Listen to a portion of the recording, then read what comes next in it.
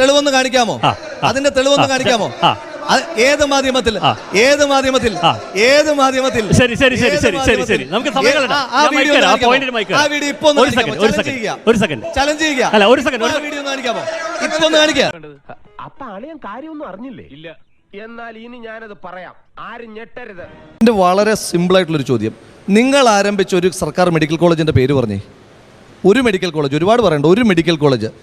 എനിക്കറിയില്ല. ഈ നാട്ടിലെ മുഴുവൻ സർക്കാർ മെഡിക്കൽ കോളേജുകളും കൊണ്ടുവന്നത് ഞങ്ങൾ കഴിഞ്ഞ സർക്കാരിന്റെ കാലഘട്ടത്തിൽ അനുവദിച്ച 4 മെഡിക്കൽ കോളേജുകൾ നിർത്തലാക്കിയത് നിങ്ങൾ. എന്താ ഉറക്കം വരുന്നു.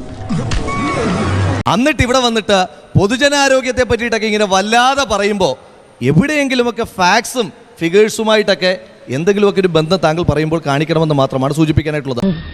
ഒരു കൈവതം നാറ്റുകരുത്. പക്ഷേ LDF കാലത്ത് മെച്ചപ്പെട്ട അടിസ്ഥാന സൗകര്യങ്ങൾ ഉണ്ടായ ആശുപത്രികളുടെ എണ്ണം കൂടി. അത് വാസ്തവമാണോ? LDF സർക്കാരിന്റെ കാലത്ത് ഒന്നും നടന്നിട്ടില്ല എന്ന് ഞാൻ എപ്പോഴെങ്കിലും പറഞ്ഞോ? ഇല്ല. UDF സർക്കാരിന്റെ കാലത്ത് നടപ്പിലാക്കിയ വികസനങ്ങളെല്ലാം മെഡിക്കൽ കോളേജുകളായിട്ട് അമ്പര ചുംബികളായിട്ട് പൊതുസമൂഹത്തിനാകെ സഹായകരമായിട്ട് നിൽക്കുമ്പോൾ അദ്ദേഹം ഇവിടെ വന്നിട്ട് പച്ചക്കള്ളം പറഞ്ഞാൽ ആ ആശുപത്രി പോകുന്ന ആളുകൾക്കറിയില്ലേ? ഞങ്ങളുടെ സർക്കാരിന്റെ കാലത്ത് സാധാരണ ജനങ്ങളെ സഹായിക്കാൻ വേണ്ടിയിട്ട് ഒരു അസുഖം വന്ന് നമുക്കറിയാം, എല്ലാവരും പിണറായി വിജയനെ പോലെ നമുക്ക് അമേരിക്കയിൽ പോയി ചികിത്സിക്കാൻ കഴിയില്ല. അത് അദ്ദേഹത്തിന് മാത്രം കഴിയുന്നതാണ്. നമ്മുടെ സ്റ്റേറ്റിന്റെ ചീഫ് മിനിസ്റ്ററാണ്, ചികിത്സിക്കുകയും വേണം. ഈ പറഞ്ഞതിന് വേറൊരർത്ഥം ഇല്ലേ? നമ്മുടെ നാട്ടിൽ ഏറ്റവും സാധാരണക്കാരന് ഉപകാരകരമായിരുന്ന ഒരു പദ്ധതി എന്ന് പറയുന്നത് കാരുണ്യ ബെനവലന്റ് ഫണ്ടാണ്. ഇപ്പോൾ ഇവർ വിശുദ്ധനാക്കിയിരിക്കുന്ന KM മാണി സാറിന്റെ ആശയമായി വന്ന ഫണ്ടാണ്. എന്താ പ്രത്യേകത? നമ്മുടെ നാട്ടിലെ ഏതെങ്കിലും ഒരു സാധാരണക്കാരൻ്റെ വീട്ടിലൊരു അസുഖമുണ്ടായാൽ കുടുംബം തകർന്നു പോവുക, ചികിത്സിക്കാൻ നിവർത്തിയില്ലാതെ.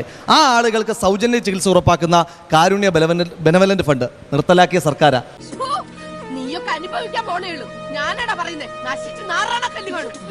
കൊച്ചുകുട്ടികൾക്ക് നിങ്ങൾ ഇപ്പോഴും ഓർക്കുന്നുണ്ടാകും, ഉമ്മൻചാണ്ടിയെ വാരി പുണർന്ന കുറേയേറെ കൊച്ചുകുട്ടികൾ കോക്ലിയർ ഇംപ്ലാന്റേഷൻ സർജറിയിലൂടെ പിന്നെ ആരോഗ്യം മെച്ചപ്പെട്ട സാധാരണക്കാരായ കൊച്ചുകുട്ടികൾ. ആ പദ്ധതി ഇവർ ഇല്ലാതാക്കി.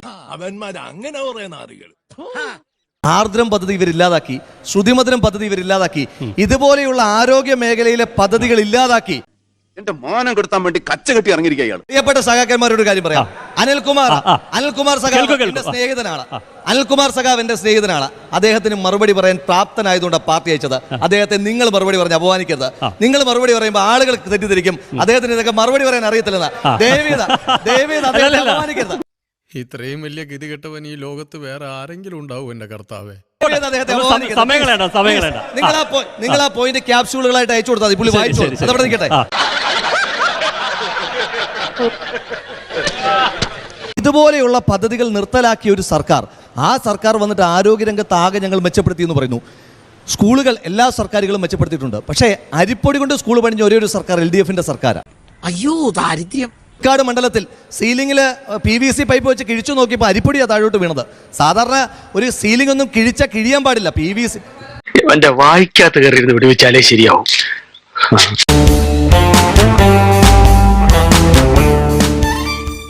പാലാരിവട്ടം പാലം കൂളിമാട് പാലം. ഏതാ കൂളിമാട് പാലം? പാലാരിവട്ടം പാലത്തിൽ ഇപ്പോഴും ഞങ്ങൾ ചലഞ്ച് ചെയ്യുന്നു വെയിറ്റ് ടെസ്റ്റ് നടത്താൻ. നടത്തിയില്ലല്ലോ.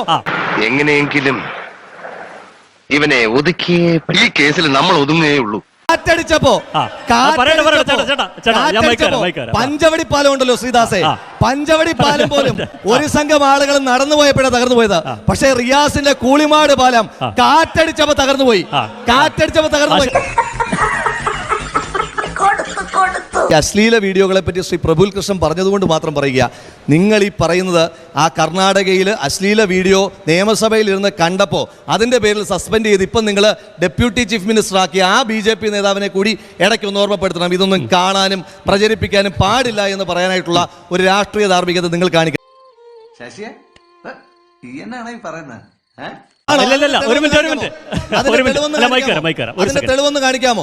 അതിന്റെ തെളിവൊന്ന് കാണിക്കാമോ? ഏത് മാധ്യമത്തിൽ? ശരി ശരി ശരി ശരി ശരി ശരി നമുക്ക് സമയങ്ങളുണ്ട്. ആ വീഡിയോ ഇപ്പൊ ചലഞ്ച് ചെയ്യുക. അല്ല ഒരു സെക്കൻഡ് വീഡിയോ ഒന്ന് കാണിക്കാമോ? ഇപ്പൊ ഒന്ന് കാണിക്കുക. കർണാടകയിലെ വീഡിയോ നിങ്ങൾ കാണിക്കുകയാണെങ്കിൽ എന്റെ സരിതയും ഉമ്മൻചാണ്ടിയുമായിട്ടുള്ള അതുപോലെ തന്നെ KC പേടിക്കല്ലേ വീഡിയോ പറയുമ്പോ ഇങ്ങനെ വേദനിക്കല്ലേ എന്തൊരു നാണക്കേടാണ് കഴിഞ്ഞ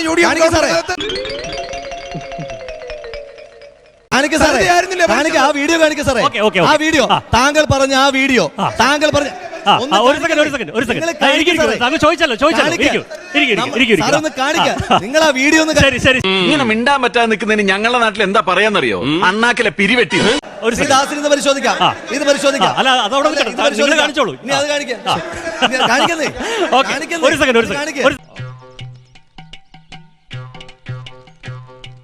RSSകാരോട് തർക്കിക്കാറില്ല കാരണം ഒന്ന് പറഞ്ഞു കഴിഞ്ഞാൽ അതിൽ പിടിവിടുമ്പോ നേരെ അടുത്തതിലേക്ക് പോകും അതുകൊണ്ട് നിങ്ങളോട് തർക്കിച്ചേക്കാൻ ശരി, ശരി, ശരി. നിങ്ങൾ തർക്കിക്കാൻ പറ്റില്ല എന്ത് ചെയ്യാനാടാ ഞാൻ ഇങ്ങനൊരു ദുരന്തനായി പോയി ഇവര് വ്യക്തികൾക്ക് പ്രാധാന്യം കൊടുക്കുന്ന ഇൻഡിവിജ്വൽ ലിബർട്ടിക്ക് പ്രാധാന്യം കൊടുക്കുന്ന പ്രത്യയശാസ്ത്രമാണെന്നാണ് പറയുന്നത് ഈ പ്രത്യയശാസ്ത്രമൊക്കെ പേപ്പറിനകത്ത് വെക്കാതെ എന്തെങ്കിലും ഒന്ന് പ്രാവർത്തികമാക്കണം വല്ല കാര്യമുണ്ടോ എന്തിനാണ് ഇങ്ങനെ ഇല്ലാന്ന് നടക്കണേ ഇടതുപക്ഷത്തിന്റെ സ്ഥാനാർത്ഥി അദ്ദേഹം ഫേസ്ബുക്കിൽ പോസ്റ്റ് ഇട്ടു ഒരു സ്ഥാനാർത്ഥിയെ നിർണ്ണയിക്കാനായിട്ടുള്ള CPM-ന്റെ മാനദണ്ഡം പറയുന്നത് ഫേസ്ബുക്ക് പോസ്റ്റ് ഇട്ടു അങ്ങനെയാണെങ്കിൽ പറയട്ടെ അങ്ങനെയാണെങ്കിൽ പോരാളി ഷാജി പിണറായി വിജയൻ വരെ മുഖ്യമന്ത്രിയാകാൻ യോഗ്യനായിട്ടുള്ള ആൾ അത് ആരാന്ന് എനിക്കറിയില്ല ആരായാലും ആകാൻ യോഗ്യന ഒന്ന്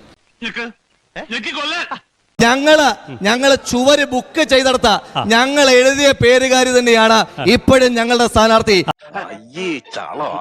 അല്ലാതെ ചുവർ എഴുതിയ പേര് മായ്ക്കേണ്ടുന്ന ഗതികേട് ഞങ്ങൾക്കുണ്ടായിട്ടില്ല അതുണ്ടായത് നിങ്ങൾക്കാണ് എന്ന് ആ തേണ്ടി RDPയുടെ തൊലി ഇരിക്കുകയാണ് ഉത്തമ സഹിക്കുക അല്ലാതെ എന്ത് ചെയ്യാ മാമനോട് തോന്നല്ലേ